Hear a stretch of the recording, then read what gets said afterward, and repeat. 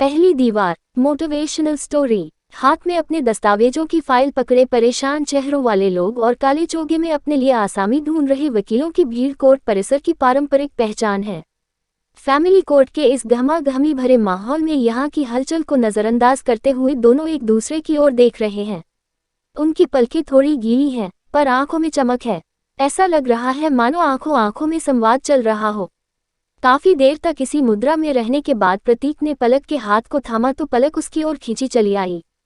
तो आखिरकार पहली दीवार टूट ही गई, प्रतीक ने बड़ी सौम्यता से कहा। पर यह तो कानूनी जीत है ना, अब अगली दीवार को तोड़ना नहीं पिघलाना है। प्रतीक के हाथ को और कसकर पकड़ते हुए पलक ने थोड़ी चिंतातुर आवाज में कहा। प्रतीक की आंखों में सहमति देखकर उसने आगे कहना शुरू किया। इस समय इस दीवार को फतह करने की खुशी से कहीं ज्यादा अपनों की भावना और स्नेह रूपी दीवार की चिंता हो रही है। हाँ, हमारे लिए इसी दीवार का सबसे अधिक महत्व है, क्योंकि हमें अपनी नई जिंदगी की शुरुआत इसी की सुरक्षा परिधि के बीच करनी है। प्रतीक के इस जवाब पर पलक ने अपने सिर और पलकों को हिलाकर सहमति जताई।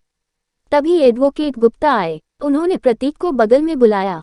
प्रतीक और एडवोकेट गुप्ता की बातचीत के दौरान पलक इस पूरे घटनाक्रम के बारे में सोचती रही। क्या यह कदम उठाना सही था? यह सवाल उसे कब से परेशान कर रहा है। प्रतीक और पलक दोनों कितनी बार इस बारे में चर्चा कर चुके हैं।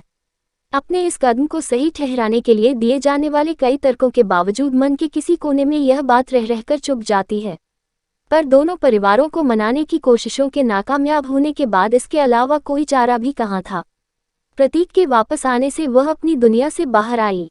गुप्ताजी ने कहा है कि कल अपनी शादी का सर्टिफिकेट मिल जाएगा।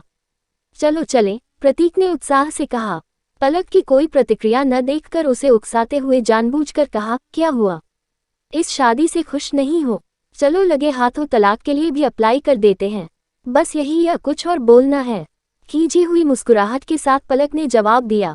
अरे, मैंने कागजात को साक्षी मानकर तुम्हें खुश रखने का वचन दिया था, सो वही निभाने की बात कर रहा हूँ। हम लोग कोर्ट के कैंपस में ही हैं, बार बार आना नहीं पड़ेगा। प्रतीक के कहते ही सुबह से मुरझाए दोनों के चेहरे चंद पलों के लिए खिल गए। अब एक दूसरे का हाथ थामे दोनों कोर्ट परिसर से बाहर निकल रहे हैं। दूसरी दीवार में सेंध लगाने के लिए बस स्टॉप की ओर कदम बढ़ा रहे हैं। अब इस कहानी की पृष्ठभूमि को थोड़ा स्पष्ट कर देना चाहिए। यह कहानी है प्रतीक वर्मा और पलक मेहता की। प्रतीक एक न्यूज चैनल में प्रोड्यूसर है और पलक कंपनी सेक्रेटरी। संक्षेप में इनका रिश्ता कुछ यूं है कि तथाकथित पहली दीवार को तोड़ने से पहले तक दोनों प्रेमी प्रेमिका थे और अब आधिकारिक रूप से पति पत्नी हैं। 7 साल के प्रेम संबंध के बाद जब इन्होंने एक दूसरे से विवाह करने की इच्छा जाहिर की तो उम्मीद पर 100% खरा उतरते हुए परिवार की इज्जत या कहीं रुतबे की दुहाई देते हुए इनके अभिभावकों ने ऐसी किसी भी संभावना को सिरे से खारिज कर दिया। उस घटना के बाद से अचानक सयानी बेटी दुनिया की सबसे नासमझ इंसान बन गई और बेटे पर एक जिम्मेदार पुत्र और अच्छे इंसान होने का ठप्पा लगाकर एक दूसरे को भूलने की भावनात्मक अपील कम हिदायतें दी गईं। पर आज की पीढ़ी के इरादों को कौन बदल सकता है? प्रेमी युगल ने परिवार से बगावत की और अभी ताज़ा कोर्ट मैरिज करके अदालत परिसर से बाहर निकल रहे हैं।